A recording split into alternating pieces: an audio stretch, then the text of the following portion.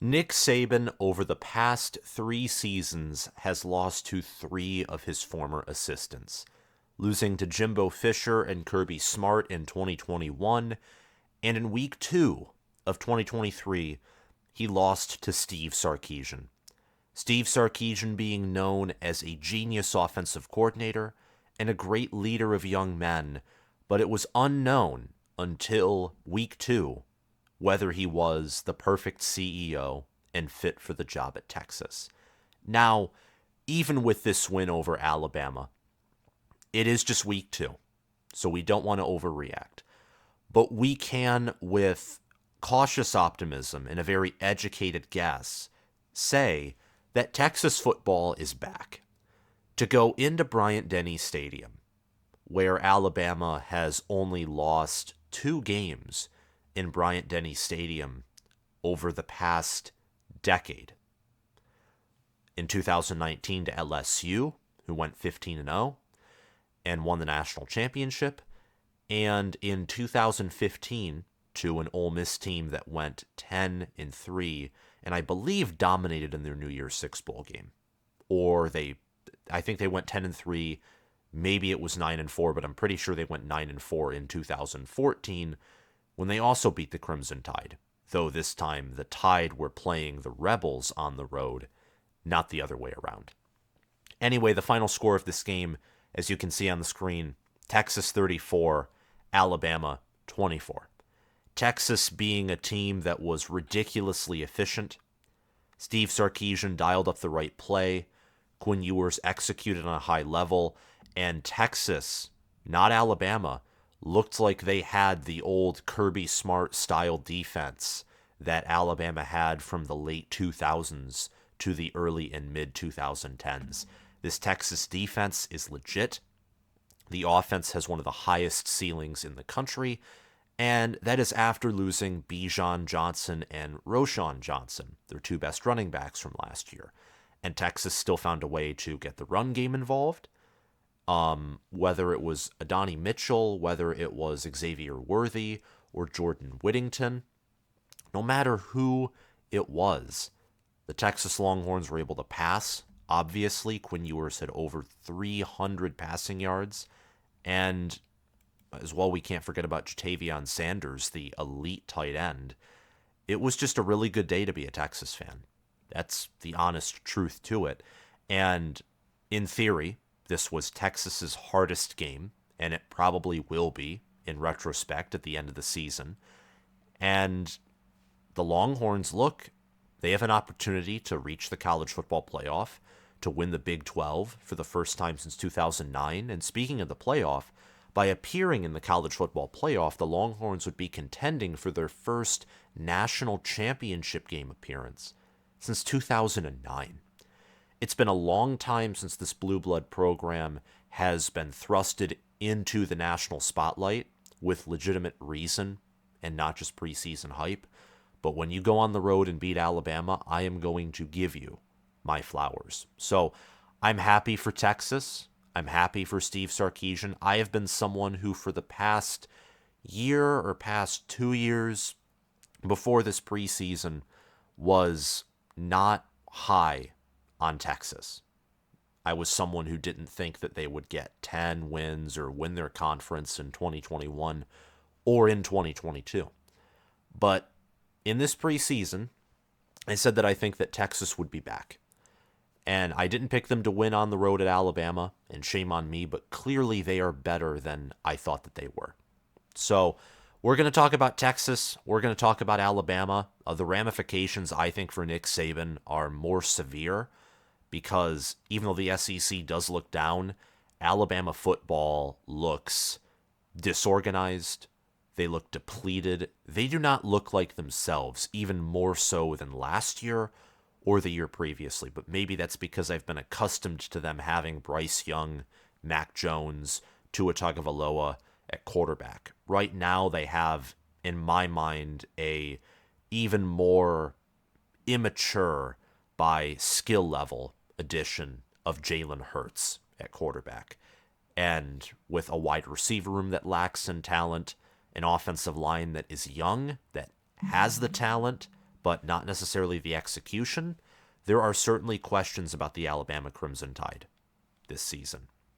Before we get into the rest of this video, though, please subscribe to this channel and click the notification bell so you can get notified when I release new college football content, and so that you can help us reach 20,000 subscribers by the end of this 2023 college football season.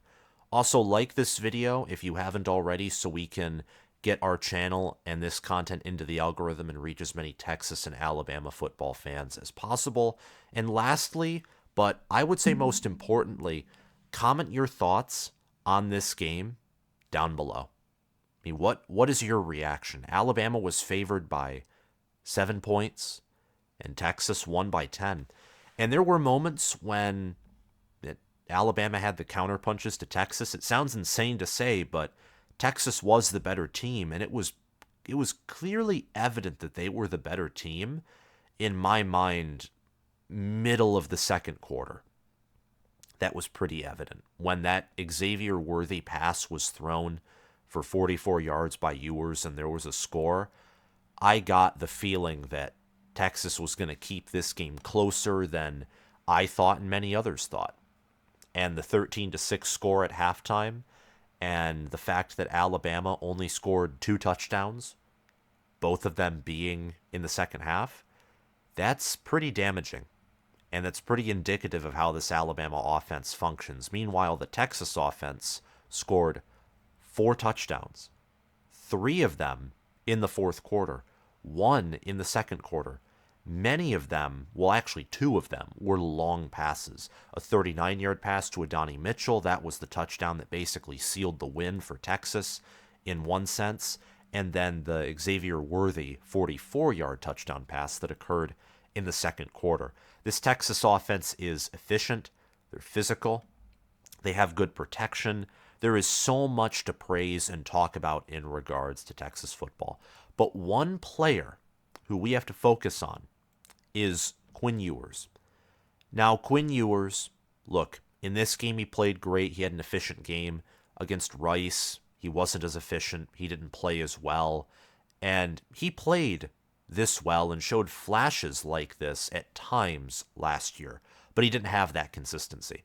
One thing that I'm curious to see from Ewers is if this is Steve Sarkisian's game plan and Quinn Ewers hit his ceiling in this game, and if we're going to see him come down after this game and he'll be inconsistent again, albeit I think it will be at a higher level, or if he'll play at this level for the rest of the year.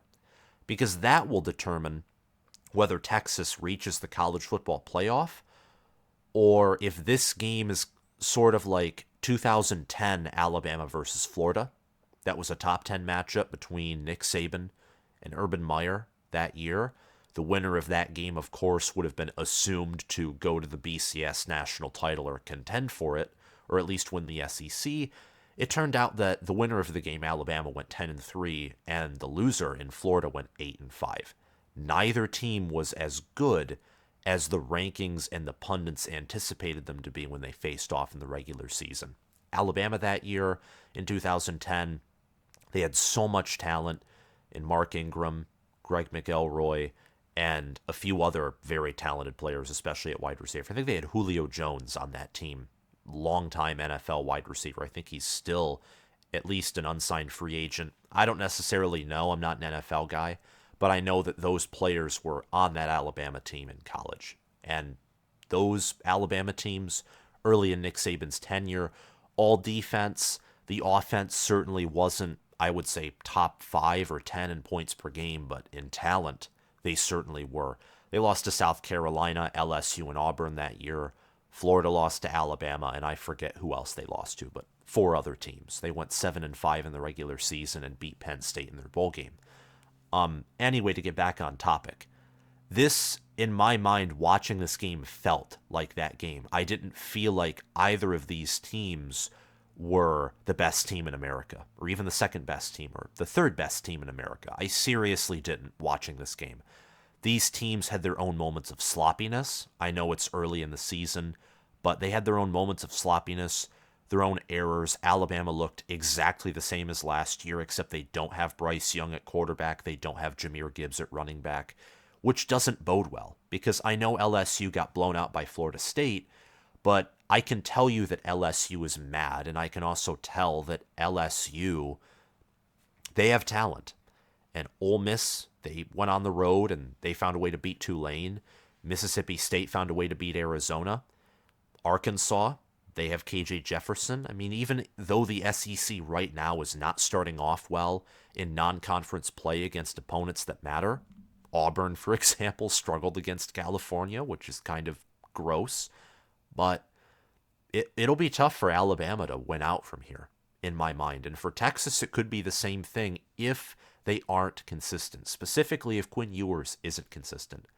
But in this game, he had the best performance of his career so far. He went 24 of 38 for 349 yards and 3 touchdowns. And, I mean, my goodness. Steve Sarkisian drew up the perfect plays.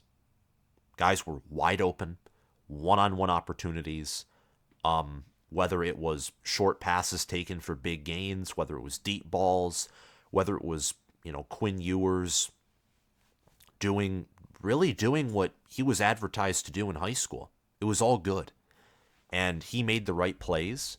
His arm talent and accuracy in this game was on point, 10 out of 10. His quarterback efficiency rating, I think by ESPN, was outside of the top 50 before this game. He didn't have a great game against Rice, but it rose up to 23rd as of this morning. And there are no more college football games. Week 2 there were some games on Thursday. There were some games on Friday. Saturday was the final day of week 2. No Sunday games, no Monday games, unlike Labor Day weekend. Quinn Ewers had a great game. And kudos to him. 5-star out of high school. He went to Ohio State for a year and then transferred to Texas last year. Last year at Texas, he completed under 60% of his passes. He didn't throw for even close to 3,000 yards. He had 15 touchdowns, 6 interceptions passing, and a 132.6 passer rating. He was pretty mediocre, if not below average by Power 5 standards last year. You saw the flashes, but his consistency was awful. This year, he already has 609 passing yards. He averages 9 yards per pass attempt, 6 passing touchdowns. He has a 167.6 passer rating. He's completed 63% of his passes.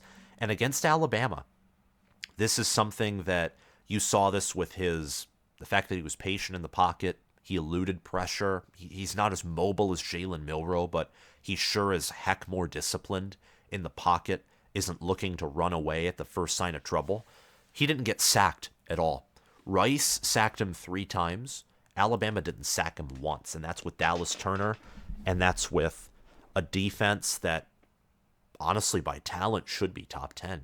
They have Jaheim Oates at defensive line and several other players, but especially Dallas Turner, Deontay Lawson, and then at secondary they have Caleb Downs, Kool-Aid McKinstry, Malachi Moore. I mean, Alabama has players on defense. They have players. And Quinn Ewers took the head off that defense. Him, Adonai Mitchell, who, as we know from his time at Georgia in the college football playoffs, he's a special player. Xavier Worthy is a special player. As a Michigan fan personally, if he was at Michigan right now with how good J.J. McCarthy was playing, Michigan could legitimately have one of the best passing offenses in the country this year if you just put Xavier Worthy in Michigan's wide receiver room with how good J.J. McCarthy looks. Now, that would be a bold prediction, and I wouldn't say that if Worthy was with the school because we haven't played anyone yet. But that's just talking about a hypothetical. The reality for Texas is if Ewers plays to his ceiling, and if Worthy and Mitchell can stay healthy, not have drops, if Jatavion Sanders, if all things stay constant, this passing game has the potential to be the best in the nation, along with, obviously Washington's. Ohio State's has that potential, but they have their own issues that I'll get to in an episode later today. Only scoring 35 points against Youngstown State is not a good look. Texas scored nearly the same amount of points against an Alabama team who would probably beat Youngstown State by 40, just looking at what they did to Middle Tennessee State University. But this was a good performance by Ewers. It really was. And in this game against Alabama, Ewers had one receiver of over 100 yards, and that was Jatavion Sanders. He could also be classified as player of the game in my mind, leading the team in receptions, tied with Worthy, receiving yards. He had a long reception of 50, and he was constantly picking up yards, saving Ewers when all of his other players were covered, etc.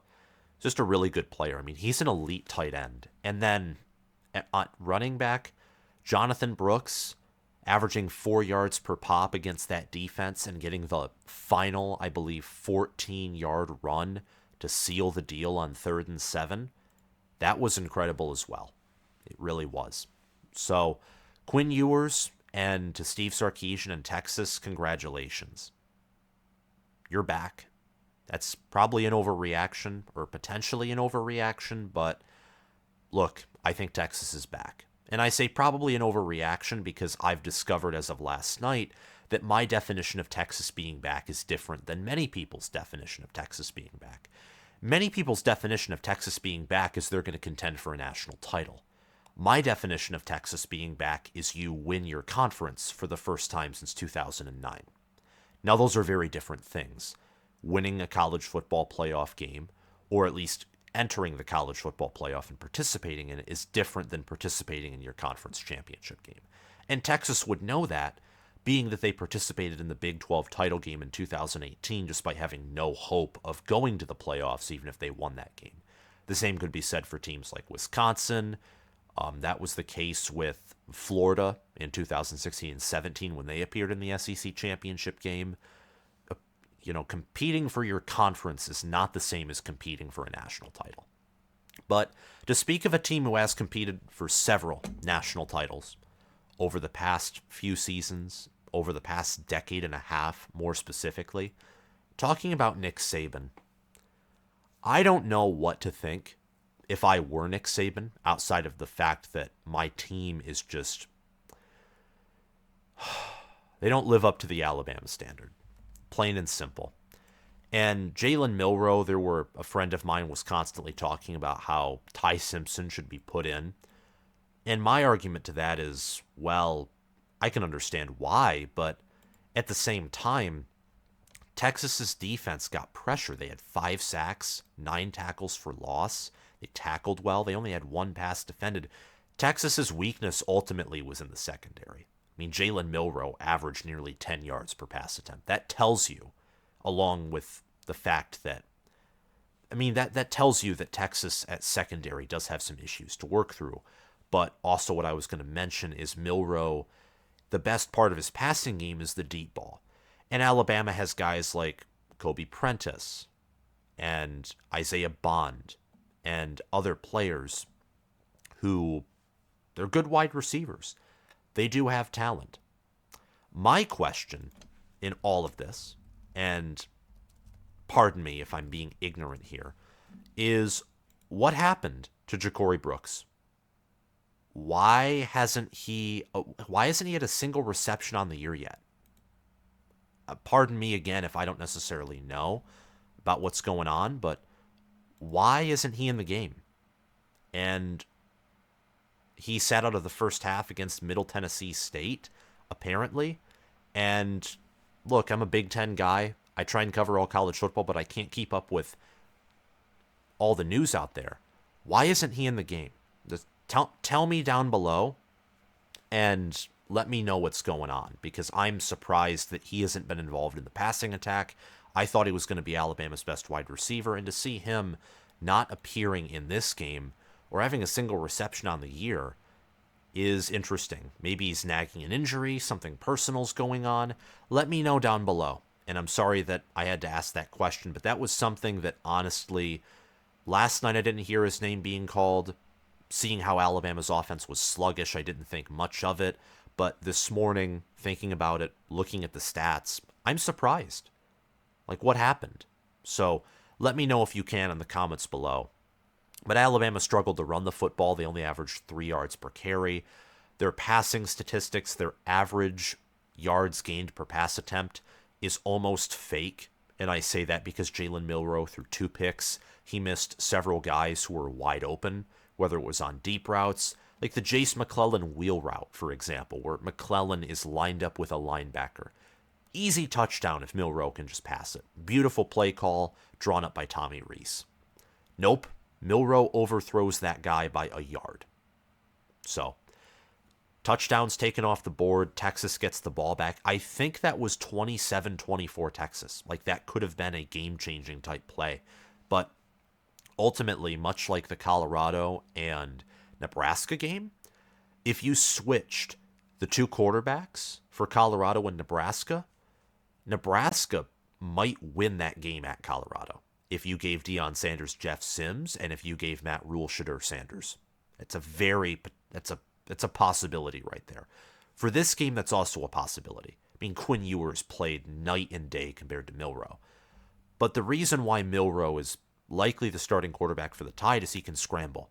And he's an athlete, and he has the highest ceiling out of any of the quarterbacks in that room. Ty Simpson can throw the ball. He's probably more accurate than Milroe. The problem is he's not nearly as mobile. And when you give up 5 sacks, let's say it again, 5 sacks, you need someone who can escape the pocket and make plays. And Jalen Milroe can escape the pocket, extend plays for several seconds longer than they should exist. And Jalen Milroe can evade pressure, he can scramble for big gains, and there were a few plays where he had some linemen downfield because it looks like he was going to take off and run, but then he threw some beautiful passes. He's deceptive. I mean, if he can be trained and he can mature and he can take big steps forward, he can wreck defenses with his legs, with his potential to make plays. I think his potential to, if he obviously matures, there is some playmaking and intelligence there, certainly. But he has to be patient. That's one thing that I didn't like from Jalen Milroe's game. He is not patient. I mean, there were times where he had no pressure. The O-line was doing their job. He rolls out of the pocket into pressure like I would a few years ago playing NCAA 14 with a mobile quarterback. It's ridiculous. He needs to be more patient. He has the talent.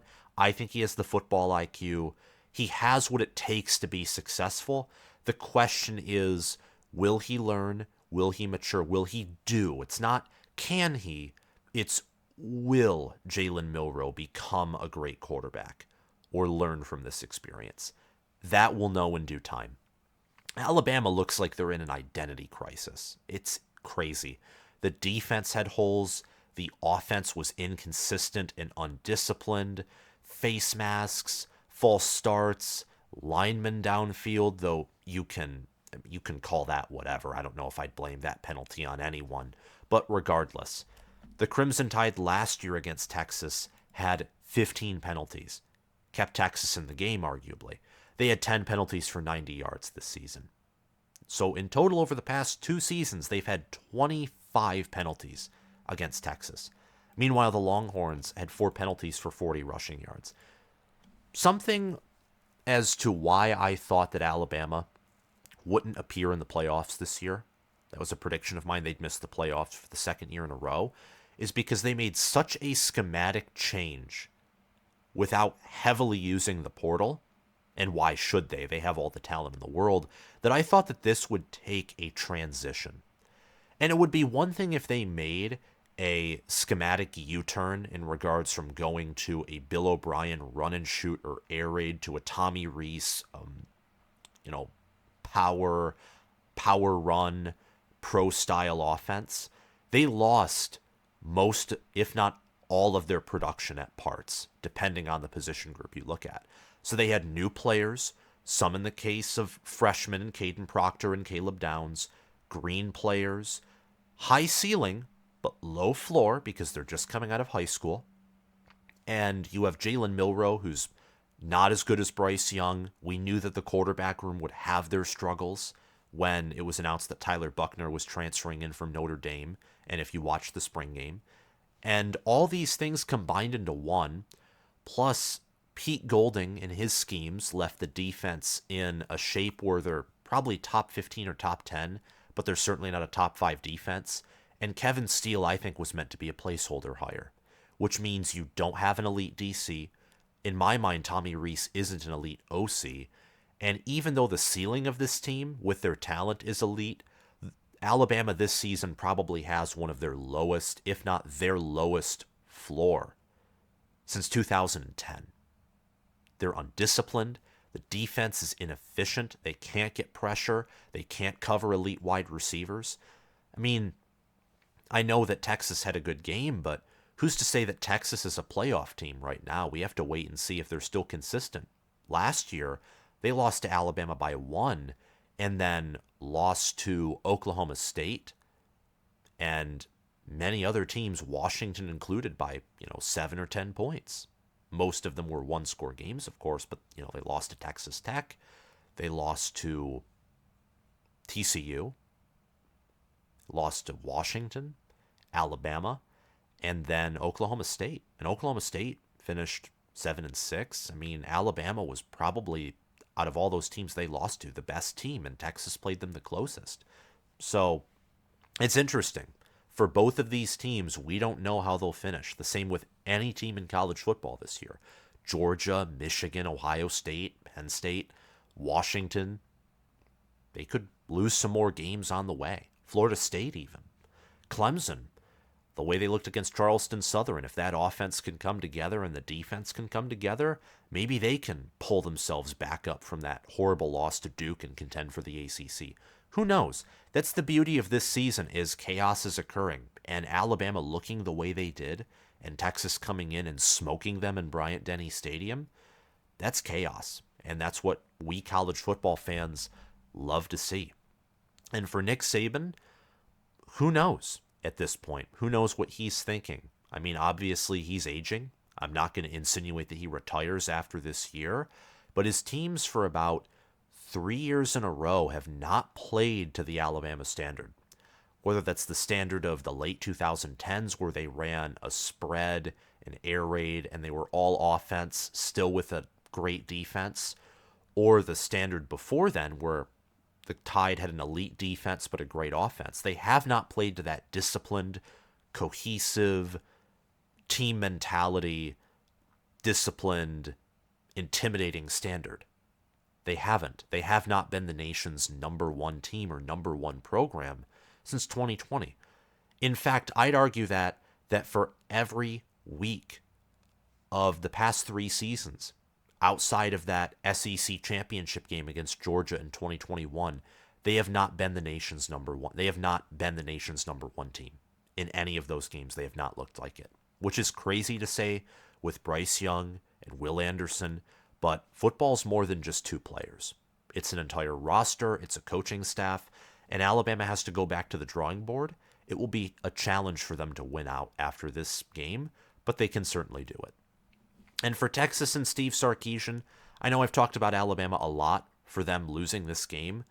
For Texas, it's simple. You win out, or even if you win the rest of your games except for one, and you go 12-1, you're going to the college football playoff. Seriously. I mean, it is real now for Texas.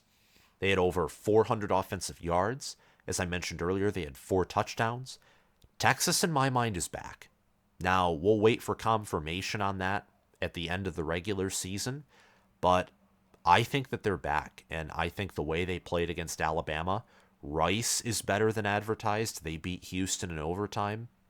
So the way they played against Rice, even in the 2-game sample size that we have of Texas, they're definitely a top 10 team.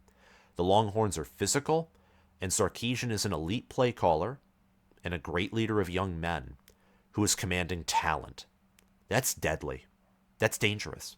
Sarkeesian gained my respect after this game. He had it before. However, I had questions about him as a head coach, and rightfully so.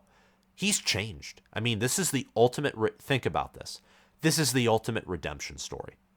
From a man who at USC was fired for, drinking on the job and not doing a good job coaching, got fired, left in disgrace, coached Alabama as the interim OC in the 2016 national championship game after Lane Kiffin was, let go, was fired for himself being late and not a good quality leader. Then he got hired by the Falcons. He returned to Alabama to be their offensive coordinator.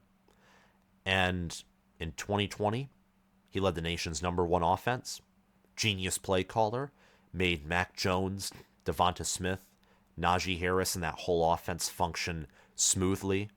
It was a well-oiled machine, Alabama was in 2020. I know that it was the COVID year, but Alabama in 2020, in my mind, definitely has an argument to be one of the greatest teams of all time. The amount of NFL talent that they had, the amount of offensive production they had, the system that they had in place, that team would have competed for tearing apart any team in the history of college football. That's how good they were. They could have done what they did to Ohio State in the national title to potentially, not saying they would have, but potentially anyone who ever played. That's how good that offense was. It was 2019 LSU level. And that was with a quarterback in Mac Jones who, let's face it, is not as nearly as good as Joe Burrow. Which makes you look at the man in Steve Sarkisian who gave Jones the right play calls, the right reads, developed the right routes, and gave him the proper protection, who schemed up everything to make him look as good as Joe Burrow as a passer. It's crazy if you really want to think about it. He's an elite play caller. We knew that entering this year. We knew that he could recruit at a high level, command an offense at a great level. And when you beat Alabama in Bryant Denny Stadium, you're a great coach. You are. And you can say that about, I would say Hugh Freeze at Auburn. He's 2-0 right now. At Ole Miss, he had them winning against top talent. What he did off the field, that's a different question. I'm talking about football acumen. Hugh Freeze has great football acumen. Ed Orgeron, he is not coaching right now. I would not say he's a great coach, but he had great coaches around him. He had one of the best staffs in the nation. Dave Aranda's the defensive coordinator, Steve Esminger as the offensive coordinator, and then Joe Brady as the passing game coordinator. And he was the hottest name in college football, one of the hottest names in college football after that 2019 season. So for Texas, it's real. For Alabama, you got to go back to the drawing board because Alabama plays South Florida, who will be a cupcake. That will be a game where I wouldn't be shocked if Alabama wins like 70-0. They're going to be mad after this game. But then it's a home game against Ole Miss, back-to-back road games against Mississippi State and Texas A&M. And A&M did not look good against Miami, but I'll tell you what A&M has. They have a passing offense. They have Connor Weigman. They have Evan Stewart. They have Moose Muhammad. They will be able to score on Alabama, and it's going to be a road game. Tennessee, they didn't look good. I wouldn't be concerned about them. LSU, with Mason Smith back, and if that defense can pull themselves together after that loss to Florida State, LSU could be a problem. A road game at Auburn, that's always something to look out for as well. And then they're likely, I'm telling you right now, they're going to face Georgia in the SEC title game. This is a prediction I've had since the preseason, but right now it looks like Georgia is going to beat everyone that they play by 21 points. Like, they will smoke everyone, even if they're not the #1 team in the nation, by virtue of smoking their schedule and going undefeated. They're going to remain #1 for the rest of the year, unless they look sluggish in every conference game they play in. And that's not happening. I highly doubt they lose to anyone. So for Alabama, they have to go to the drawing board. If they want to reach the college football playoff or even contend for the SEC this year, it's panic mode. And for Texas, it's celebration time. Enjoy this Sunday. You just beat Nick Saban. You beat the Crimson Tide. And it's okay to celebrate for a day as long as you go back to the drawing board and you don't get pumped full of hot air on Monday. And I don't think Steve Sarkisian is going to let that happen to his players. That's all I have to say in this reaction video.